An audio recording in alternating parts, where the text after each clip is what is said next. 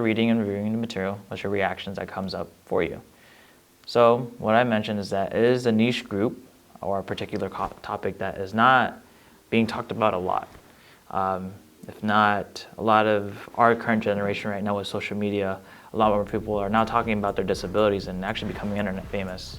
I know there is a particular YouTuber/streamer that has Tourette's, and she's actually kind of big. She's been in some other popular YouTube channels talking about her Tourette syndrome, and a lot of it is just her coming out and just showing her day-to-day life of how she's like dealing with it. I'll probably put her face, her name, and probably a few clips of her content that she makes, but she is quite vulgar because of her Tourette. She can't really control some of that, but I would say from at least some of the footage I've seen of her, she's a sweetheart and just trying to be just as normal as everybody else with a little bit of Tourette's. But yeah, it's a really not a topic that is really mentioned just yet. I do believe that in a few years from now that a lot of people are going to be mentioning a lot of their disabilities and like showing into platforms and now building an audience. But now moving on to our next question is to describe and explain what ableism and disability injustice. So I didn't know what some of these words were until like I actually went and looked them up, but what ableism is technically the discrimination of people that have disabilities. And the word, or at least the term, disability justice is to advocate for justice for the disabled, justice and liberation, and also the oppression for those that have disabilities. So to advocate for them in a way. So that's what those two different definitions or words mean wrapped around. So moving on to next question is, why do you think disability justice is important? Why disability justice is important to Asian American communities?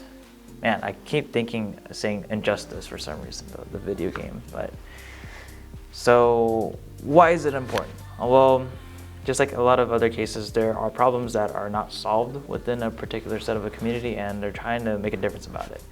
And as well as, since it's really of a niche subgroup of a lot of people, I would say it's overlooked from all the other problems that we're currently going through with the world. Like just right now, this whole class just talking about like Asian American ethnic studies. There's already a lot of problems of just Asian American alone, and not even including like all the other ethnicities that are out there in the world. And it kind of just puts layers and layers on top of the problems that we're dealing with, and kind of putting like disability like at the bottom. So the importance of it is just being able to bring up the group and bring up the message that they're trying to shoot for and like get people to be aware about. And I guess a much more niche topic is, why is disability justice important in Asian American communities?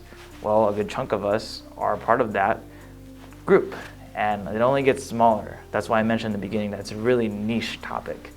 I myself am not disabled. I don't classify as that, but with the resources that I was seeing, like there's a lot of groups that are within that spectrum. Some of the notes that I wrote down is that it's important because it's another group that needs help to get their message out.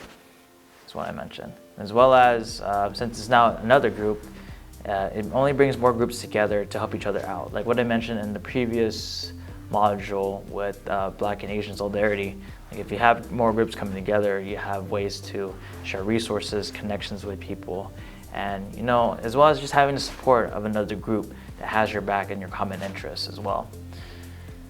And then moving on to the last question is, how can people support the disability justice movement? So I guess like any movement or advocacy, just supporting these groups when it happens at marches or sharing out their messages.